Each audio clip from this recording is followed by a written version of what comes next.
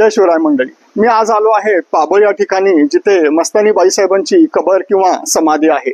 बुंदेलखंडचे राजे छत्रसाल यांच्यावरती जेव्हा मोहम्मद खान बंगेश आक्रमण करतो तेव्हा मदतीची याचना बाजीराव पेशव्यांकडे केली जाते आणि बाजीराव पेशवे हे बंगेशचा पराभव करतात। यावर खुश होऊन छत्रसाल त्यांच्या प्रदेशातला बराचसा मुलूक आणि त्यांची कन्या मस्तानी हिला बाजीरावांना भेट स्वरूपामध्ये देतात।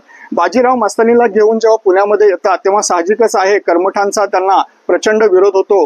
तरीही शनिवार वाड्यामध्ये त्यांच्यासाठी वेगळ्या निवासाची त्यांनी व्यवस्था केलेली होती। विरोध वाढतोय ते पाहिल्यानंतर कोथरूडमध्ये जे कर्वेनगरला जे मृत्युंजय मंदिर आहे तिथेही राजवाडा बांधण्यात आला आणि नंतर पाबळ, लोणी ही गावही मस्तानीला इनाम म्हणून देण्यात आली। तरीही संघर्षाच्या या काळामध्ये मस्तानी आणि त्यांचा मुलगा शमशेर बहादर यांचं महत्व वाढतंय। पुढे जाऊन त्यांचा संपत्तीत वाटा येईल म्हणून मस्तानीला कैदेत ठेवण्यात आलं। पुढे 1740 मध्ये बाजीरावांचा मृत्यू झाल्यानंतर त्या धक्क्यानेच मस्तानी बाईसाहेबांचा मृत्यू झाला असं म्हटलं जातं, तर काही जण म्हणतात विष प्राशन करून त्यांचा मृत्यू झाला। पुढे त्यांचा मुलगा शमशेर बहादराने पानिपतच्या युद्धामध्येही मोठा पराक्रम गाजवला आणि त्यामध्ये ते कामी आले। पाबळ या गावी कधीही आला तर या मस्तानी बाईसाहेबांच्या समाधीवर नक्की भेट द्या। जय शिवराय।